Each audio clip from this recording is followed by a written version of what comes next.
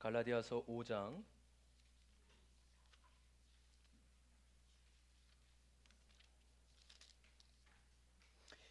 1절부터 6절까지의 말씀입니다.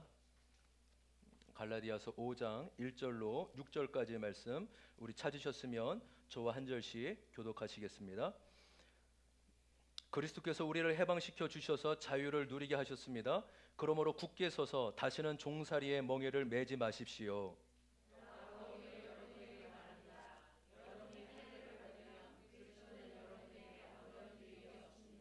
내가 할례를 받는 모든 사람에게 다시 증언합니다. 그런 사람은 율법 전체를 이행해야 할 의무를 지닙니다.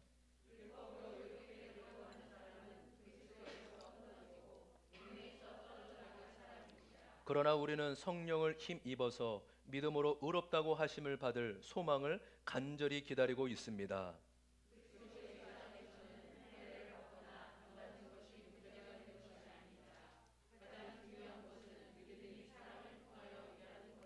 아멘. 우리 6절만 다시 한번 6절 말씀만 다시 한번 읽어보겠습니다. 시작. 그리스도 예수 안에서는 할례를 받거나 안 받는 것이 문제가 되는 것이 아닙니다. 가장 중요한 것은 믿음이 사랑을 통하여 일하는 것입니다. 아멘. 여러분 이 헌수막이 오랜만에 우리 몇 달 만에 바꿨습니다. 여러분 예쁘지 않습니까? 예, 그래요. 여러분 여름을 맞이하고 또 수련회를 맞이해서 바꾸어 봤습니다. 저도 저 자신도 그렇고 우리 교회가 날마다 말씀을 먹고 말씀대로 살아가는 교회가 되기를 소망합니다.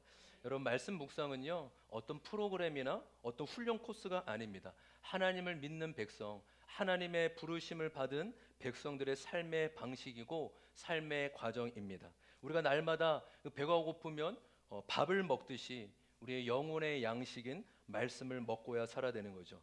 그러니까 우리가 큐티를 좀 하고 있는데 조금 힘들어하기도 합니다. 아직 익숙하지 않아서 그럴 수도 있고 또 어떻게 해야 잘하는 건지 몰라 망설여질 수 있습니다. 그래서 오늘은 제가 말씀 초반에는 잠깐 큐티에 대해 말씀을 드리고 이어서 오늘 본문에 대한 말씀을 나누도록 하겠습니다. 여러분 말씀 묵상은요 구속사적 해석이 제일 중요합니다. 구속사적 핵심. 여러분 구속사라는 단어를 이렇게 들어보셨죠? 구속사. 말해 무엇입니까? 그러니까 구원의 역사라는 의미죠. 그러니까 성경을 또 말씀을 묵상할 때 구속사적으로 해석한다라는 것은 언제나 하나님의 구원을 중심으로 성경을 본다라는 것이죠. 여러분 모든 말씀에는 하나님의 구원 메시지가 담겨져 있음을 믿습니다. 우리가 몇 주 전에 설교에 그 요셉이 아니라 유다다라는 제목의 설교를 하였죠. 인격이나 실력 면에서 요셉이 유다보다 훨씬 더 뛰어납니다.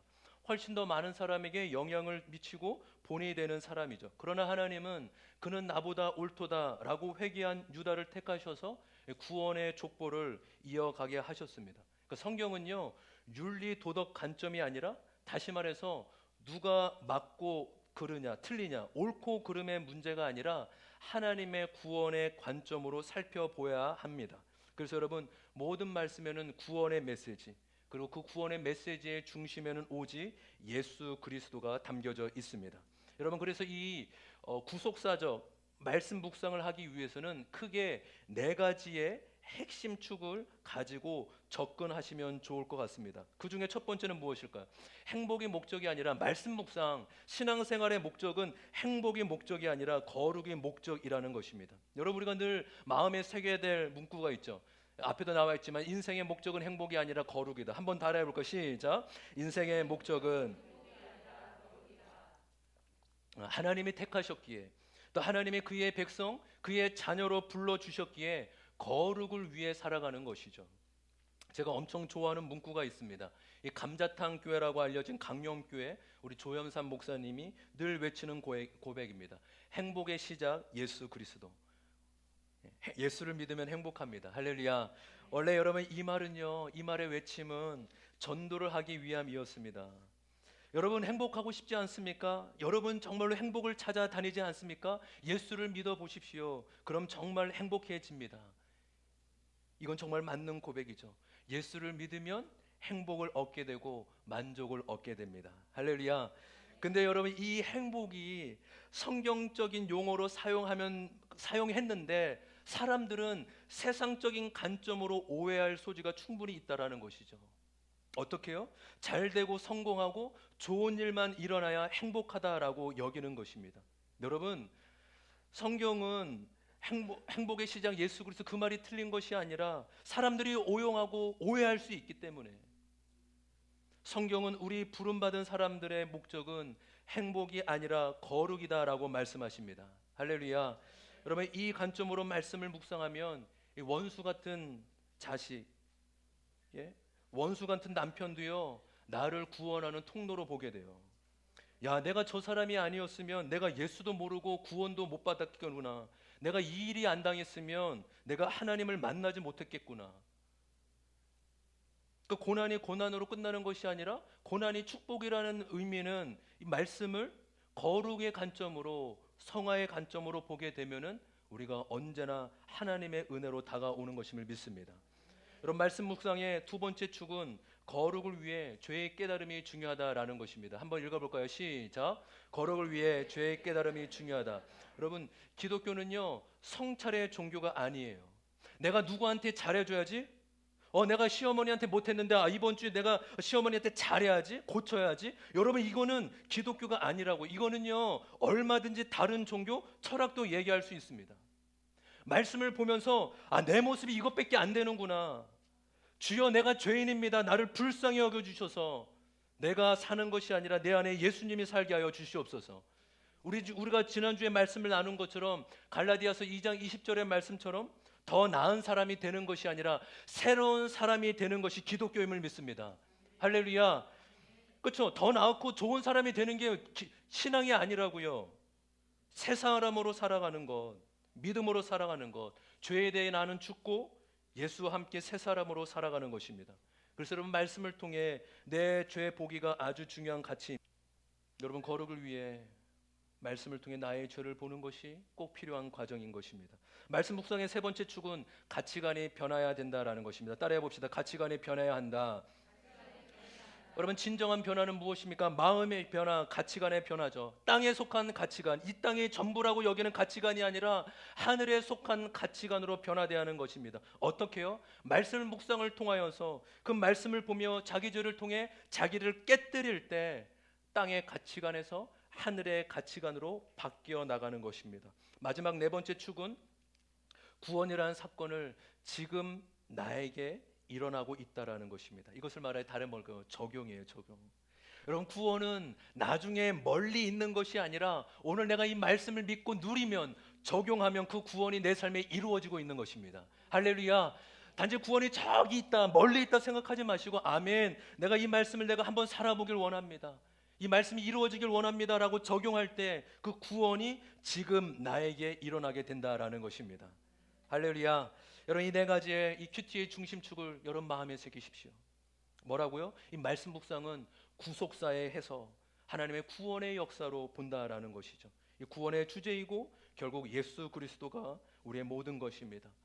첫 번째, 인생의 목적은 행복이 아니라 거룩이라는 마음으로, 관점으로. 왜요? 하나님이 부르신 백성 자녀이기에 거룩을 위해서는 죄를 깨닫고 회개하는 것이 필요하고, 그럴 때 우리의 가치관이 변하게 되고 땅의 사람이 아니라 하늘의 사람으로 우리가 변화되어 간다라는 것입니다.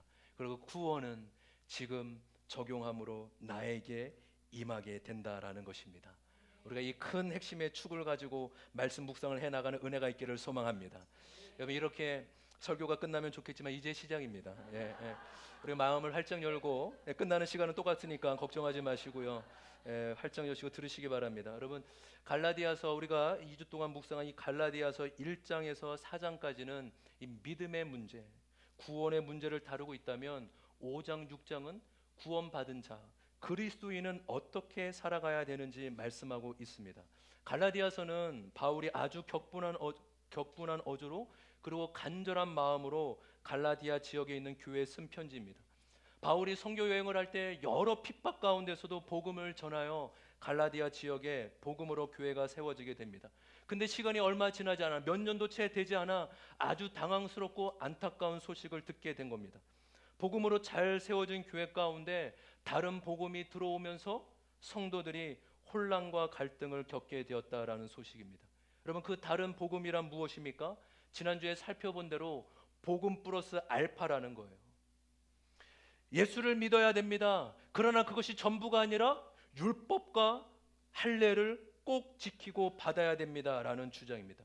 여러분, 이 할례란 이 창세기 11장에 하나님께서 아브라함을 택해서 부르셨을 때 이 언약의 표시로 이 남자의 생식기의 표피를 베어버린 거죠. 그래서 하나님의 언약 백성입니다라는 인치는 표시인 것입니다. 그래서 이 할례는요, 유대인들에게 하나님과 언약 맺은 백성이라는 매우 중요한 상징인 것입니다. 그래서 이 예수를 믿는 유대주의자들이 이 이방인 그리스도인들에게도 자신들처럼 예수를 믿지만 할례와 율법을 꼭 지키고 받아야 된다라고 얘기하는 것입니다. 여러분, 이 소식을 듣고 바울이 화가 나고 안타까운 심정으로 복음이 무엇인지, 지금 믿음이 무엇인지 얘기하는 것이에요. 여러분, 바울이요, 믿음에 대해서 눈을 뜨시고요, 눈을 뜨시고, 우리 피곤하실 텐데 여러분 조금 더우신가요?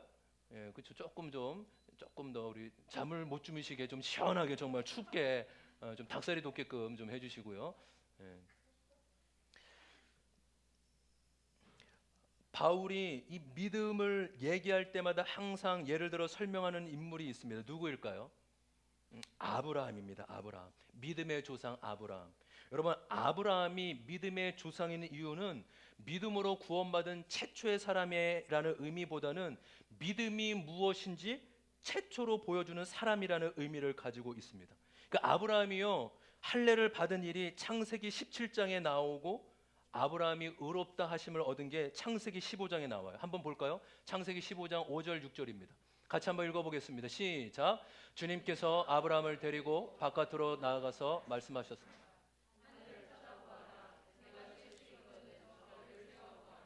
그리고는 주님께서 아브라함에게 말씀하셨다. 너의 자손이 저 별처럼 많아질 것이다. 아브라함이 주님을 믿으니 주님께서는 아브라함이 그런 믿음을 의로 여기셨다. 여러분, 이 6절 말씀을 주목해 보십시오. 그러니까 항상 바울이 이 갈라디아서나 로마서에 이 구원과 믿음에 대해서 이야기할 때 이 6절 말씀을 하는 거예요. 아브라함이 어떻게 했다고요? 하나님을 믿으니 주님께서 아브라함의 그런 믿음을 의로, 구원으로 여기셨다. 구원으로 허락하셨다라는 것입니다. 여러분, 아브라함이 할례를 받은 것은 이 사건이 있은 다음에 17장에 일어나게 됩니다.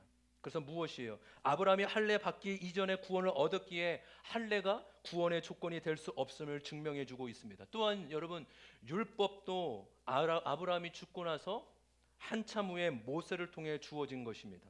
그러니까 아브라함이 구원을 얻은 때문에 언제라고요? 율법이 주어지기도 전인 것이에요. 다시 말해서 율법도 구원의 조건이 없음을 볼 수 있습니다.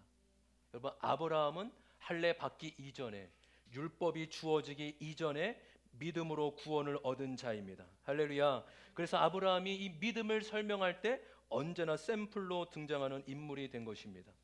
그래서 바울이 얘기합니다. 여러분, 구원은 율법의 행위로 말미암은 것이 아닙니다. 오직 예수 그리스도를 믿음으로 구원을 얻은 것입니다. 갈라디아서 2장 16절 말씀 읽어볼까요? 갈라디아서 2장 16절 같이 한번, 너무나 중요한 말씀입니다. 여러분, 펜이 있거나 또 색불펜이 있으면 밑줄을 치면서 한번 읽어보면 너무 좋을 것 같습니다. 다 같이 한번 읽어보겠습니다. 시작. 그러나 사람이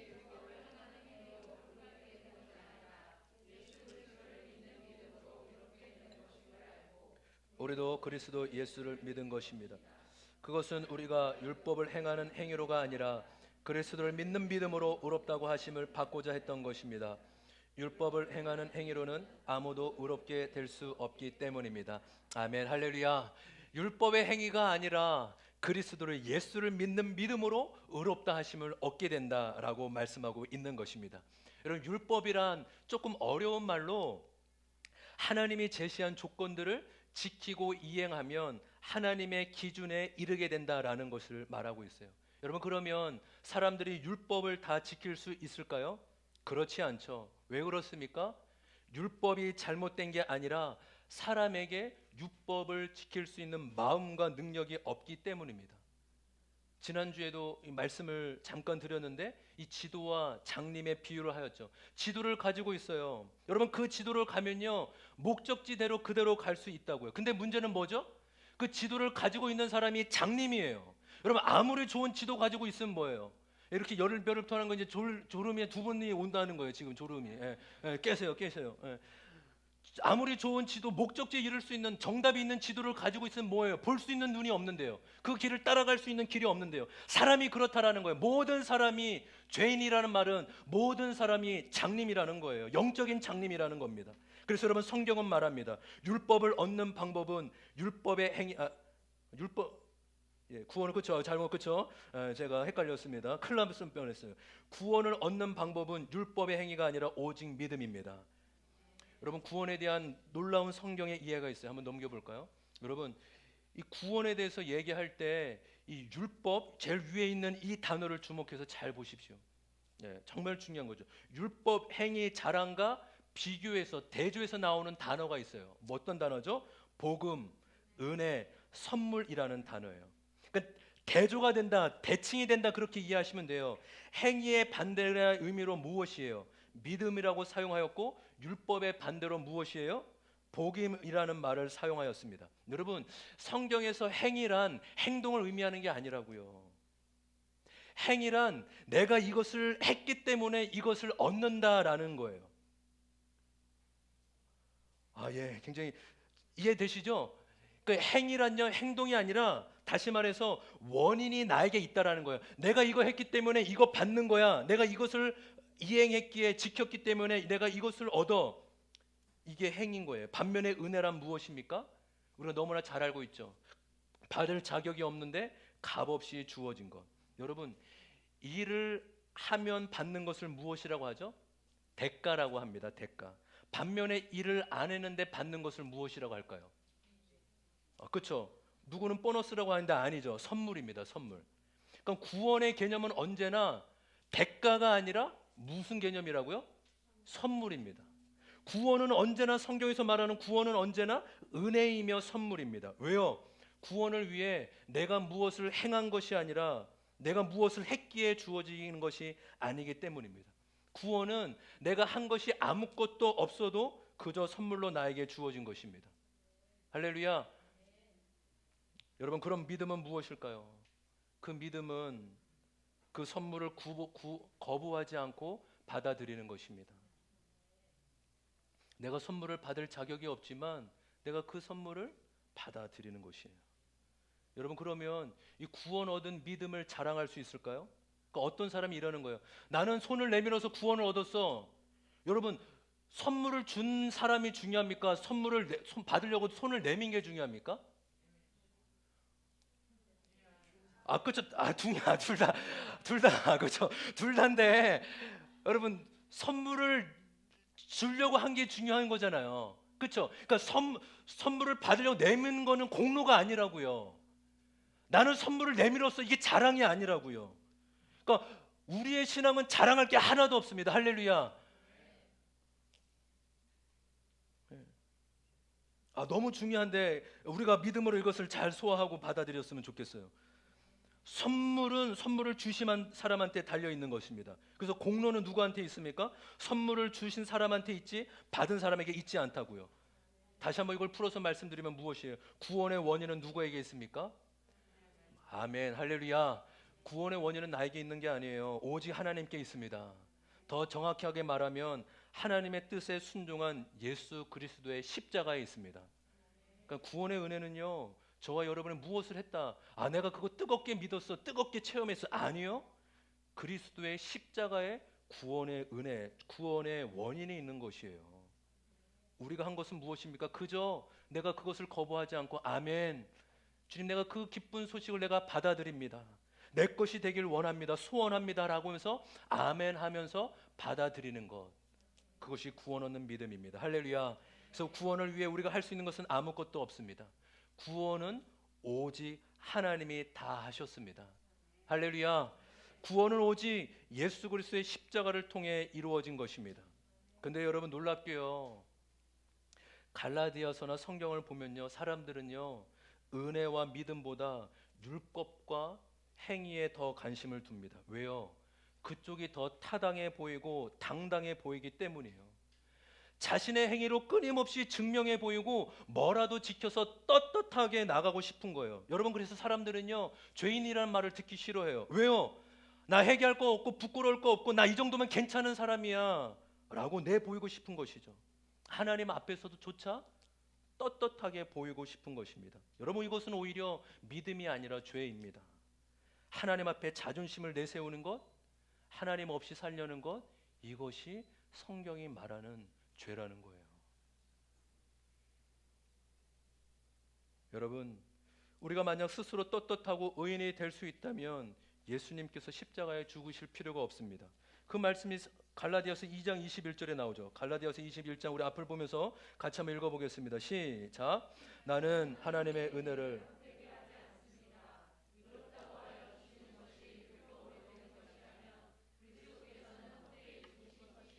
할렐루야, 할렐루야. 정말 맞지 않습니까? 만약 우리가 율법을 지켜서 내가 무엇을 선행을 해서라도 의롭게 될 수 있으면 예수님 죽으실 필요가 뭐가 있냐? 그 바울의 말인 것입니다. 아주 논리적이지 않습니까? 여러분, 저와 여러분이 행위로 구원을 얻을 수 있는 자가 아님을 믿습니다. 우리에게는 구원을 얻을 수 있는 원인이 있지 않고 오직 하나님이 하셨고 자격 없는 우리에게 전적으로 베풀어 주신 은혜인 것입니다. 우리가 날마다 감사하며 이 구원의 은혜를 누리는 은혜가 있기를 소망합니다. 여러분, 그것이 1장부터 4절까지 바울이 그렇게 열변을 토하면서 갈라디아 성도에게 얘기하는 거예요. 그래서 5장 1절은 1장부터 4장의 말씀을 함축적으로 한 구절에 요약한 말씀입니다. 우리 1절 다 같이 1절 말씀을 같이 한번 읽겠습니다. 1절입니다. 시작.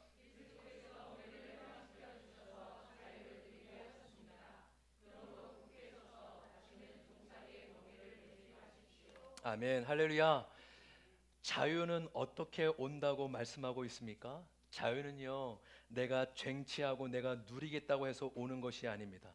자유는 하나님께서 주시는 것이고 예수님께서 주시는 것입니다. 다시 말해, 내가 자유하겠다 해서 오는 것이 아니라 그리스도께서, 여러분 1절을 보세요. 그리스도께서 우리를 해방시켜 주셔서 자유를 누리게 하셨습니다. 그리스도께서 자유를 주셔야만 자유하게 된 것입니다. 하나님께서 가장 비싼 값을 지불하셔서 바로 자신의 아들 예수 그리스도의 죽음을 지불하셔서 우리를 살리시고 자유를 주셨습니다. 여러분, 지불한 값이 그만큼 크기에 누리는 자유 또한 말할 수 없이 크고 놀라운 것입니다. 만약에 어떤 사람이요 강아지를 너무 사랑한 나머지 자신의 전 재산을 다 팔아 1억 원을 주고 강아지를 샀다고 합시다. 왜 샀을까요? 잡을 먹으려고요? 도른 사람이죠. 그렇죠. 1억이나 주고 강아지를 샀다면 아니죠. 정말 사랑해주고 아껴주고 싶어서 그 1억이라는 돈을 주고 강아지 한 마리를 샀지 않겠습니까?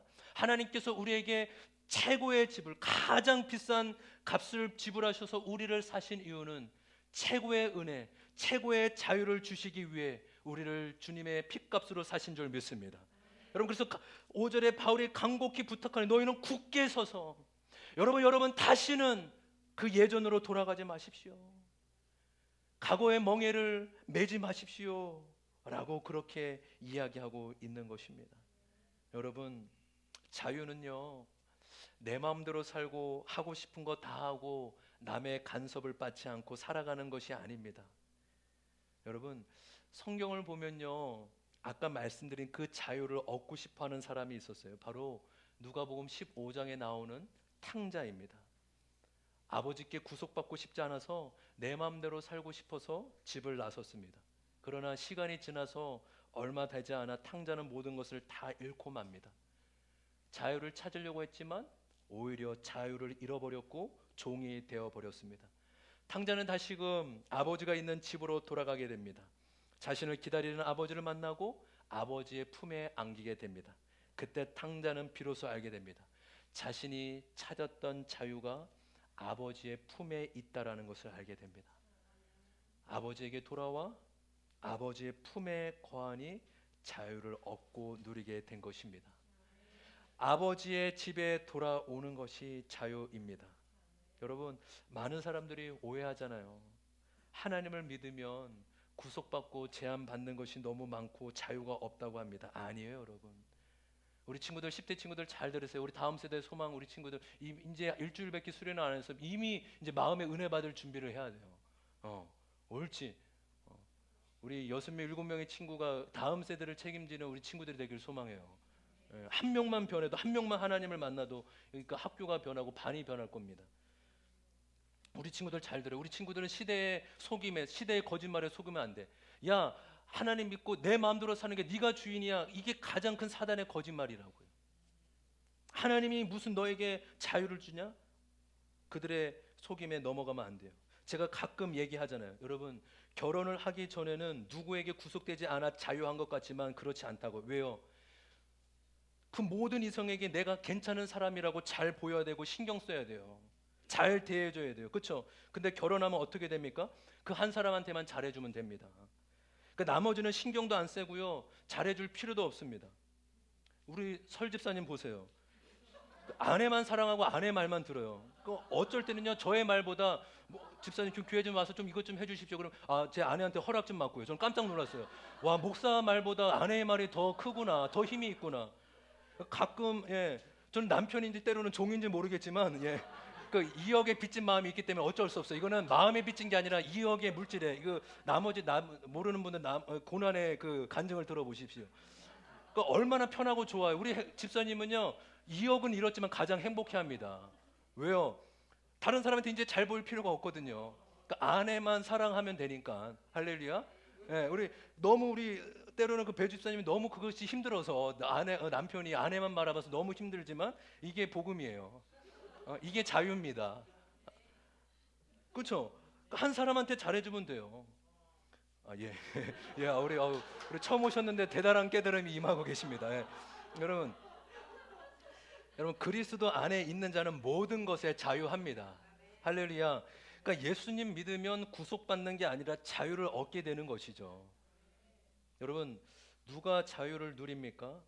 종이 아니라 자녀가 자유를 누립니다. 자녀와 종의 가장 큰 차이는 종은 두려움으로 하고 자녀는 사랑으로 한다는 것에 있습니다. 종은요 주인에게 혼날까봐 잘릴까봐 인정받기 위해서 잘 보여야 합니다. 근데 자녀는 어떨까요? 부모에게 잘 보일 필요 없어요. 언제나 뻔뻔하고 언제나 당당합니다. 자녀가 부모에게 제일 많이 하는 말이 무엇이에요? 아빠, 엄마 돈 줘. 그럼 맡겨놓은 것도 아닌데 늘 달라 합니다.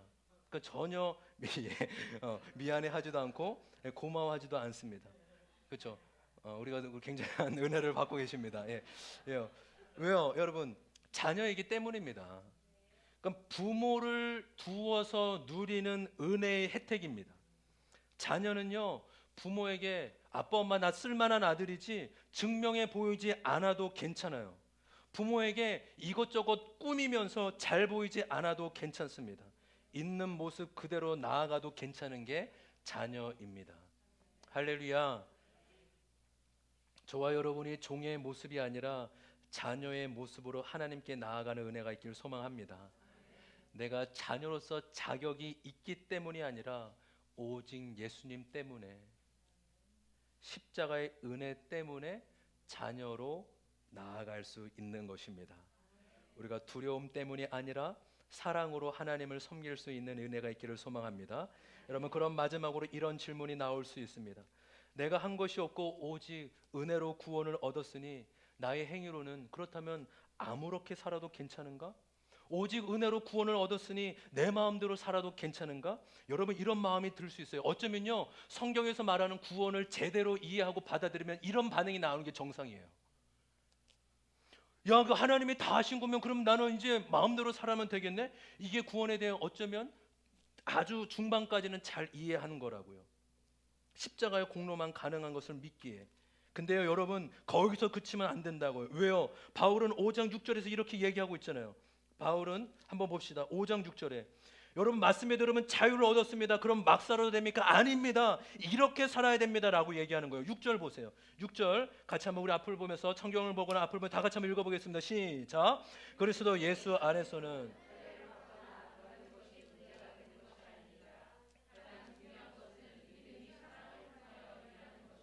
아멘 할렐루야. 그 믿음은 자유를 얻는 구원을 얻는 믿음은 사랑을 통하여 일하는 것입니다.